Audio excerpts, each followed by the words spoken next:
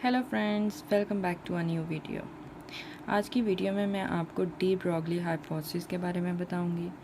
De Broglie hypothesis को जो है वो डी ब्रॉगली इक्वेशन भी बोलते हैं।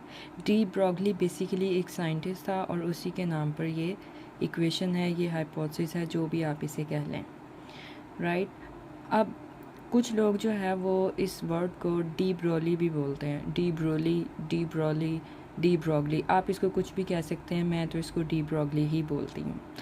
वैसे भी ये डी ब्रॉगली जब मैं बोलती हूँ तो मुझे थोड़ा अच्छा लगता है। De Broglie, what is de Broglie यार, बस इसको डी ब्रॉगली ही बोलना है आप लोगों ने भी, राइट। अच्छा। डी ब्रॉगली एक साइंटिस्ट था। इसने हमें क्या कॉन्सेप्ट दिया, इसने दो थ्योरीज़ को कंबाइन किया था। कौन सी दो थ्योरीज़ को? हम लाइट के बारे में हमने दो फिनोमेना स्टडी किए हैं। एक हमने पढ़ा है जो लाइट की वेव नेचर को एक्सप्लेन करता है, एक फिनोमेना वो है जो लाइट की पार्टिकल नेचर को एक्सप्लेन करता है।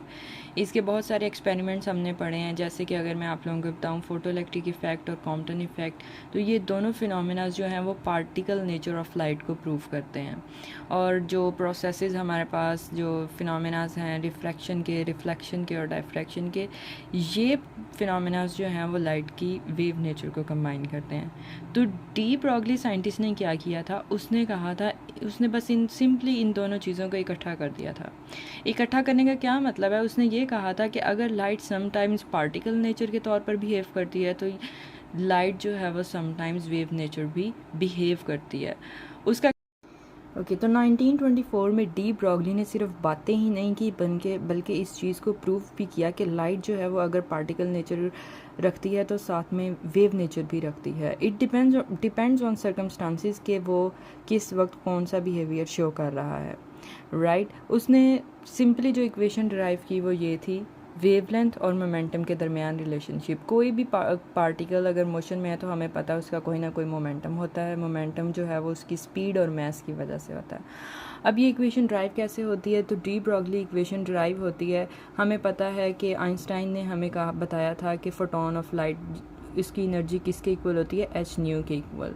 और थ्योरी ऑफ रिलेटिविटी जो कि आइंस्टाइन ने दी थी, वहाँ से हमें पता है एनर्जी की इक्वेशन के बारे में कि वो किसके इक्वल होती है, E is equal to M C square के इक्वल। इन्हीं दो इक्वेशंस को हमने कंपेयर कर लेना है। एच न्यू की जगह पे हमने उसकी वैल्यू पुट कर दी। साइड पे देखें, मैंने आपको बताया भी है ये कहाँ से आई है। Nu is equal to F lambda, C is equal to F lambda and then C divided by nu is equal to lambda. इसी की वैल्यू को हमने यहाँ पे पुट कर दिया और रिलेशनशिप ड्राइव कर दिया। अब आप देख सकते हैं कि लैम्डा और मोमेंटम, इन दोनों के दरमियान रिलेशनशिप जो है वो किसने दिया, डी ब्रॉगली साइंटिस्ट ने। तो यही कॉन्सेप्ट था डी ब्रॉगली का। आई होप आपको आज की वीडियो अच्छी लगी होगी। मेरे चैनल को सब्सक्राइब करें, लाइक करें और वीडियो को ज़्यादा से ज़्यादा शेयर करें। मिलते हैं एक छोटे से ब्रेक के बाद। अल्लाह हाफिज़।